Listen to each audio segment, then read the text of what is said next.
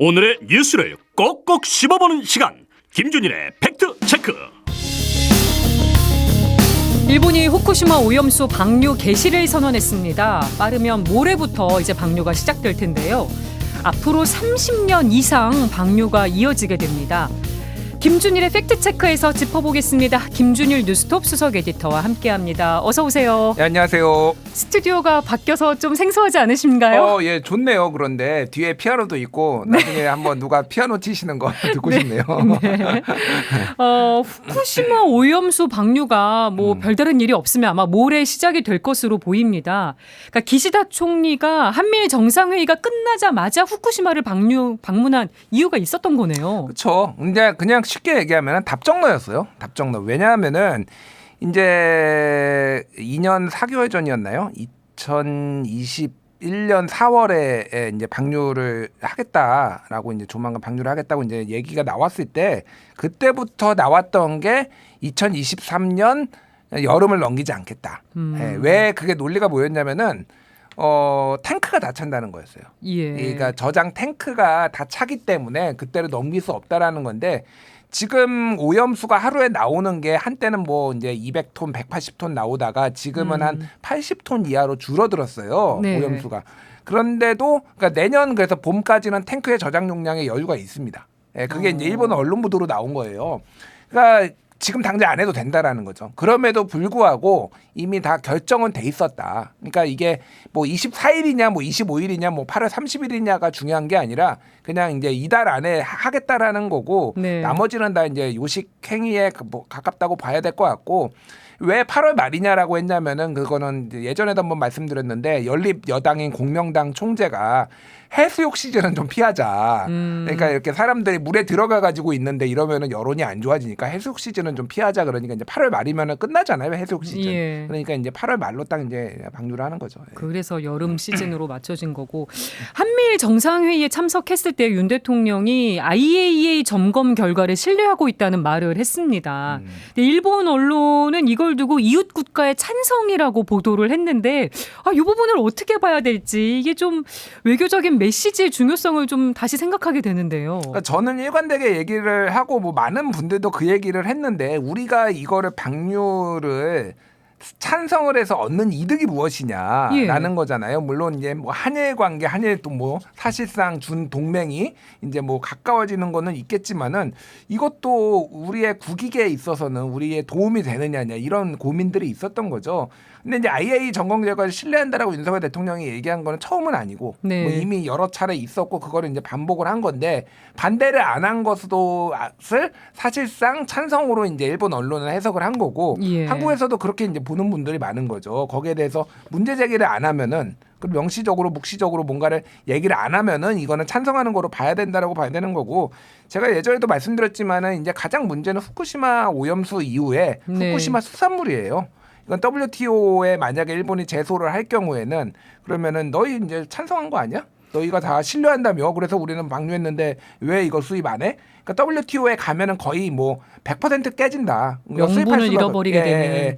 우리가 이제 그래서 반대를 일단은 해놓고 이거에 대해서 우리는 지지할 수 없다라는 거를 해놔야지 그래야지 일본이 일방적으로 방류를 한 것이고 그래서 우리가 이거를 수입 안 할 근거가 생기는데 예. 그러니까 정부의 태도가 어떨지를 좀 봐야 될 것 같아요. 왜냐하면 지금 일본에서도 얘기가 나오는 게 후쿠시마 수산물 얘기가 이제 솔솔 나오고 있어요 벌써. 예. 꽤 나오고 있기 때문에 이제 어떻게 할 것이냐 통상 압력이 될 것인지 아니면은 은근한 뭐 이제 요청이 될 것인지는 모르겠으나 그게 좀 제일 우려되는 부분이죠. 네. 그리고 또 하나 짚어봤으면 하는 게 오염수를 방류할 거면 총선에 영향이 적도록 방류를 빨리 해라. 우리 정부와 여당에서 이런 요청을 했다는 일본 언론 보도가 있었잖아요. 네.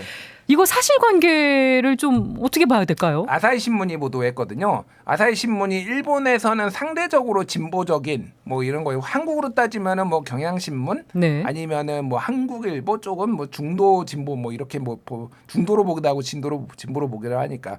그러니까 제가 이제 묻고 싶은 거는 우리 청취자분들도 한번 생각을 해보세요. 이런 데들도 오보도 내기도 해요. 예. 뭐 어느 언론이나 오보도 내기도 하죠. 그런데 이렇게 이를테면 오보라는 게 실수로 하는 오보인 거지 누군가 정부 고위 관계자가 이렇게 얘기를 했는데 이거를 날조를 하는 일이 있을까요? 그렇게까지는 안 되겠죠. 그렇게까지는 안 해. 뭔가를 어디선가 들은 거예요. 예. 그러니까 제가 일본 정치인들은 정말 신뢰를 할 수가 없다라는 걸 다시 한번 느꼈습니다. 왜 그러냐면은 이 보도를 하면 이거는 일본 정부 관계자가 흘리지 않으면은 예. 알 수가 없는 거잖아요. 그렇겠죠. 그러니까 일본 언론과 이 정부의 요 관계는 우리나라하고는 좀 달라요. 굉장히 밀착돼 있습니다. 그래서 일본 정부에서 주는 소스에 대해서 굉장히 절대적으로 의존을 해요. 예. 그러니까 이거는 일본 정부나 아니면은 자민당 사람이 준 거예요. 이 맥락으로 봤을 때. 예. 그러니까 정말로 그러니까 정치적으로 신뢰할 수 없는 족속들이구나. 제가 이렇게 느낀 게 왜 그러냐면은 네. 이 보도를 하면은 윤석열 대통령이 곤궁에 빠지는 거예요. 그걸 모르지 않을 텐데. 그러니까 이게 무슨 짓이냐는 거죠. 그러니까 윤석열 대통령은 어쨌든 일본 정부의 호의적인 거를 계속 보여주고 어떻게 해서든 뭐 예. 잘해보자라고 하고 있잖아요. 그럼 자기들도 상응하는 거를 이런 거에 대해서는 언론에 흘리면 안 되는 거죠. 근데 이거를 그러니까 정치적으로 이용한 거예요. 이게 똑같은 게 언제 한번 있었냐면은 2008년에 기억하실지 예. 모르겠는데 직원족이라고 이명박 대통령이 지금은 곤란하다 조금만 기다려달라. 이게 뭐냐면은 2008년에 GAC 홋카이도에서 열렸는데 그때 일본 총리가 이 다케시마 문제를 일본 교과서에 넣어야 되겠다 이렇게 예. 얘기를 했으니까 이명박 대통령이 지금은 곤란하다 조금만 기다려달라고 얘기했다고 그때 아사히 신문, 요미우리 신문 등등등 일본 언론이 다수가 보도를 했어요. 똑같은 겁니다. 2008년에는 이명박 대통령이 일본에 굉장히 우호적인 막 일본 뭐 TV에도 나오고 막 일본 사람들 뭐 우호해야 된다 막 이런 때였어요. 예. 근데 이거를 자기네 정치적으로 그러니까 사실상 한국 대통령이 용인한 거다. 이런 식으로 자기네 정치에 이용하려고 이명박 대통령 뒤통수 쳤거든요. 네. 그러니까 사실이 아니라고 그때도 얘기를 했는데 2012년에 위키리크스에 이제 비밀 문서가 외교 문서가 이제 공개됐죠. 폭로가 돼서 공개가 됐는데 그때 주일 그 미국 대사에 부대사가 뭐 적은 게 있어요. 그래서 이명박 대통령이 홀드백 기다려달라라고 얘기를 했다라는 게 해가지고 이게 화제가 돼가지고 뭐 그렇게 됐거든요. 그러니까 제가 말하고 싶은 건 뭐냐면은 진짜 믿을 수 없는 족속들인데 정치적으로 신뢰할 수 없는 인간들인데 윤석열 대통령은 뭘 믿고 계속 일본을 믿고 이렇게 가겠다라는 건지 네, 뒤통수 정말 잘 칩니다 진짜로. 정부가 네. 선을 긋긴 했습니다만 뭐 정정 보도를 청구한다거나 이런 조치까지 하지는 않았어요. 그러니까 뭐 정정보도 한다고 요청한다고 해서 걔들이 할 리가 없죠. 왜냐하면 걔들은 소스가 있으니까 들었다라는 거 아니에요. 그러니까 예. 정정보도 할 이유도 없고 걔들 입장에서는. 근데 제가 말하는 거는 어쨌든 이런 신뢰관계 이 맥락의 뒤에 있는 요거를 봐야 된다라는 거죠. 그러니까 이게 정말 언제 한국을 뒤통수 칠지 모르는 애들이에요. 저는 북한도 못 믿지만 일본도 못 믿어요. 예. 어떻게 믿습니까? 일본은 지금 하는 짓거리들을 보면. 참. 그리고 우리 정부가 오염수 방류가 위험하지 않다는 영상을 제작해서 정부 공식 유튜브 채널에 올린 거, 이 영상을 대통령실이 제작을 주도했다는 보도가 나왔습니다.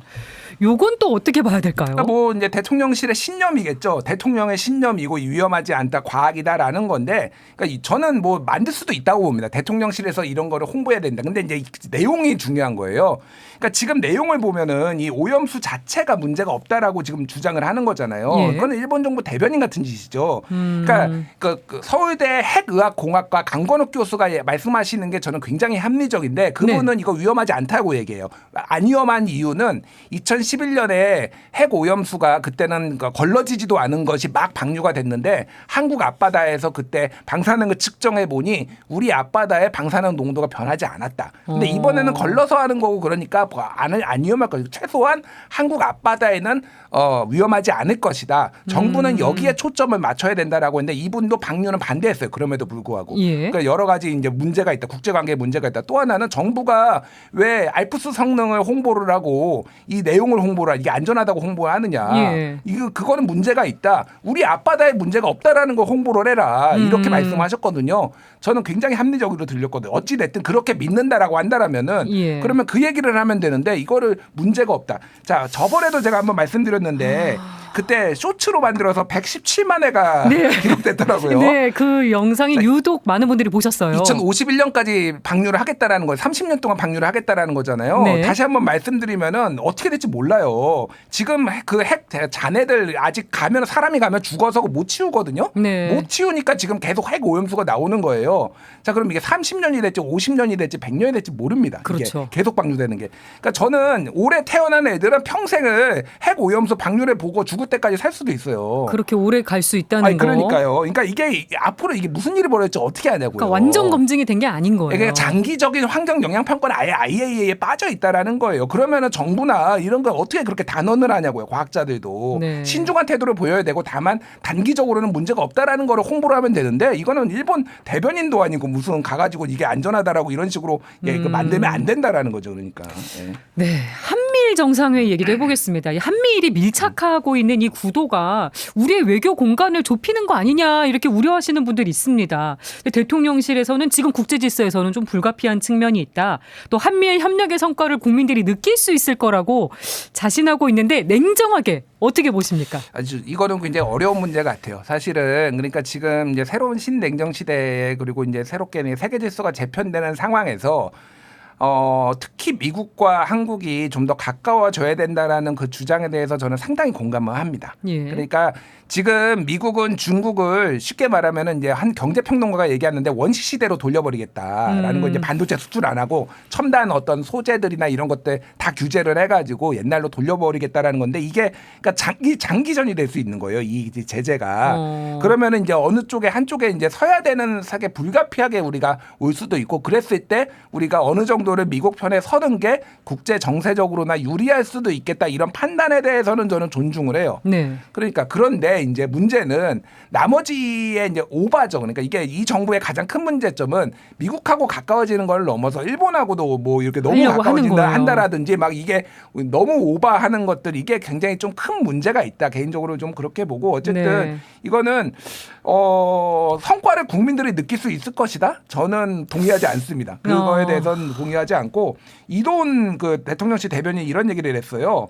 그 예전에는 선진국을 따라잡기 위해 늘 앞만 보고 달렸는데 어느덧 미국, 일본과 나라와 어깨를 나란히 하는 세계를 이끌어가는 위치에 와 있다. 이런 네. 얘기를 했는데 다른 정부도 이거를 못해서 안 한 게 아니에요. 그때도 다 요청이 있었어요. 너희 일본하고 사실상 군사동맹 사실상 맺어라. 네. 이런 식으로 압박이 있었는데 박근혜 정부도 이명박 정부도 문재인 정부도 안 한 이유가 있어요. 하면은 문제가 생기니까 안 한 건데 이거를 마치 이거를 우리가 해가지고 지금 이렇게 무슨 대단한 것처럼 얘기를 하는데 저는 뭐 동의하지 못하겠습니다. 그 부분은. 근데 어쨌든 한미일 협력이 강해지면 외부의 공격 리스크가 줄어들고 안보가 조금 더 튼튼해지는 거 아니냐 이렇게 보는 시각이 분명히 있긴 있는 것 같습니다. 그러니까 상대적인 거죠. 북중러가 뭉친다라는 거고 북한도 뭐 반발하고 중국도 반발하고 러시아도 반발하잖아요. 그러니까 이거 어떻게 될 것이냐. 저는 다른 것보다도 이거예요. 이게 한반도뿐만이 아니라 이 한미일의 이게 사실상의 준 군사동맹의 성격에 있는 이거를 이게 인도태평양 지역으로 넓혔다라는 거예요. 예. 자 그러면 한 가정을 하나 해볼게요.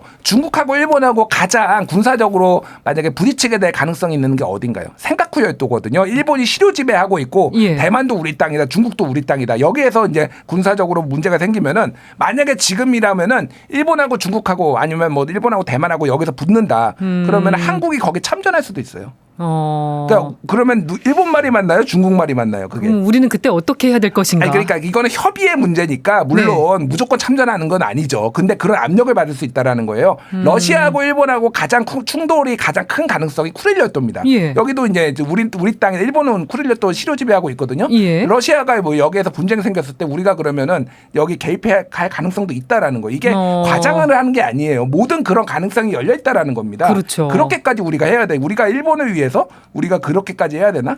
물론 그거는 이제 다음 무슨 정부가 들어설지 모르겠지만은 그 정부와 대통령의 판단이겠죠. 근데 리스크가 굉장히 커졌다라는 예. 거를 부인할 수는 없는 거예요. 물론 그걸 안전해졌다라고 누구는 한미일이 뭉쳤으니까 보는 분도 있지만은 예. 이거는 불확실성이 매우 커진 미증유의 길로 들어섰다. 뭐 이렇게 보는 게 맞을 것 같습니다. 리스크 요인이 상존하고 있다는 거. 그리고 고 최수근 상병 사망 사고 논란이 계속 이어지고 있습니다. 이중석 국방부 장관은 혐의 대상에서 특정인 제외하라고 지시한 적이 없다고 얘기했는데 근데 해병대 수사단장이었던 박정훈 대령은 압력을 받았다고 주장을 하고 있습니다. 이 사건 본질 뭐라고 보세요? 뭐 외압이 있었는지 없었는지는 제가 모르겠으나 이상하게 뒤집혔다라는 거죠. 국방부 장관, 뭐 이제 해병대 사령관, 뭐 다 군 참모총장까지 다 결재가 난 거잖아요. 예. 이거를 뒤집으려면은 공식 문건과 이런 걸로 증거를 남겨가지고 뒤집으면 돼요. 네. 뭐 문제가 있었다고 판단한 거 아닙니까? 그런데 이거를 문제가 그러니까 뭐 구두로 전화로 해가지고 이거를 뒤집으려고 하다가 안 되니까 이 사태가 벌어진 거잖아요. 지금 이게 왜 문제냐면은 임성근 사단장 같은 경우에는 과실치 과실치사 혐의를 빼버렸어요. 그러니까 사단장 구하기 차원 아니었냐 얘기가 예, 계속 예. 나왔는데 예. 근데 이 사단장이 지금 대대장들이 지금 과실치사 혐의로 기소된 두 대대장이 있거든요. 포병 예. 11대장, 11대대장, 7대대장. 이분들이 얘기하는 거는 자 이렇게 얘기를 했다라 사단장한테 지시가 왔는데 무릎까지 들어가는 대로 들어가라고 했다라는 거예요. 그래서 예. 이 대대장들이 얘기를 한 거는 저희가 가슴까지 들어가는 데까지 들어가겠습니다. 가슴까지 차오르는 데까지라고 하고 윗선에 보고를 한 다음에 승인해 주십시오 하니까 사단장 여단장이 다 승인해 준 거예요. 예. 그래서 승인을 받고 들어갔다라는 거예요. 그러면 책임 없냐고요, 그러니까. 이거에 그런 대해서. 거를 예. 그래서 지금 기존 8명 중에 2명만 적시해서 과실치사 혐의자를 경찰에 이첩을 한 거예요. 예. 경찰까지 갔던 사안을 되돌려 받아서 이게 되게 조금 이례적인 과정입니다. 매끄럽지 않은 과정을 국민들이 어떻게 봐야 될지 참. 뭐 일부 이제 민주당 의원은 이제 특검까지 하자 뭐 이런 얘기까지 나오는데 그것까지인지는 모르겠으나 이 부분은 앞으로 두고두고 이 정부의 발목을 잡을 가능성이 상당히 높다. 왜냐하면은 경찰에서 이제 수사가 미진할 경우에는 야당에서 특검까지 하자고 할 것이고 윗선의 예. 개입 의혹이 어디까지 밝힐지 모르겠으나 제가 보기에는 만약에 정권 교체가 되면은 이거는 직권남용으로 수사 대상이 될 가능성이 상당히 높다. 예, 김태호 안보실장인지 누가 그러니까 안보실 1차장이 될지 누가 될지는 모르겠으나 예. 이거는 굉장히 위험한 정부가 도박을 했다. 임성근은 사단장을 사실상 구하기 위해 네. 그 정도까지 이게 정부가 할 일인가? 네, 아. 그런 생각이 들 수밖에 없는 거죠. 예. 네, 김준일의 팩트체크 여기까지 하겠습니다. 다음 주 화요일에 뵙겠습니다. 예, 감사합니다. 네.